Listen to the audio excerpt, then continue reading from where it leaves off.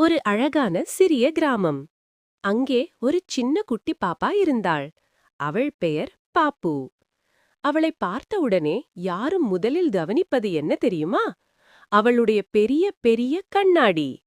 அந்த கண்ணாடி அவள் முகத்தைக் காட்டிலும் பெரியது. மேலும் அவள் பின்னால் ஒரு பெரிய பை. அந்த பையிலிருந்து வெளியே பார்க்கும் பென்சில்கள். டிங் டிங் என்று பென்சில் ஒலி வரும். காலை. அம்மா அழைக்கிறார். பாப்பு, ஸ்கூல் நேரமாகுது. பாப்பு கண்ணாடி சரி பண்ணிக்கிட்டு சொல்றா. அம்மா, நான் ஸ்கூலுக்கு போகல. நான் சயின்டிஸ்ட் ஆக போறேன். அம்மா சிரிச்சு, அதுக்கு தான் முதல்ல ஸ்கூல் போணும் கண்ணு. Bus scene. பஸ் வந்தது. டிரைவர் அண்ணா அவளை பார்த்து சிரிச்சார். இது கண்ணாடியா இல்ல டிவி ஸ்கிரீனா? பாப்பு சீரியஸ் ஃபேஸ்ல சொன்னாள். இது சாதாரண கண்ணாடி இல்ல, இது சூப்பர்விஷன். அவள் பஸ்ஸில் உட்கார்ந்தவுடன் முன்னாடி இருந்த பையன் ரிஃப்ளெக்ஷன் பார்த்து பயந்தான். ஐயோ, யாரோ என்ன பாத்துக்கிட்டே இருக்காங்க. பாப்பு சிரிச்சு, அது நீதாண்டா. Class room. மிஸ் கேட்டார், உங்க ஃபியூச்சர் ட்ரீம் என்ன? அனைவரும் சும்மா இருந்தார்கள். ஆனா பாப்பு மட்டும் கை தூக்கினாள். மிஸ், நான் பெரிய விஞ்ஞானி ஆகணும்.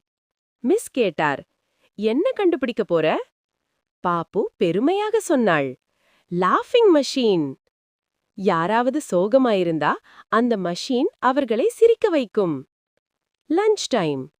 அவள் டிஃபன் திறந்தாள். இட்லி. ஆனா அவள் கண்ணாடி லென்ஸ்ல ஜூம் ஆகி அது சந்திரன் மாதிரி பெரியதா தெரிந்தது. வாவ், நான் மூன் சாப்பிடுறேன். அனைவரும் சிரிச்சாங்க. Science lab.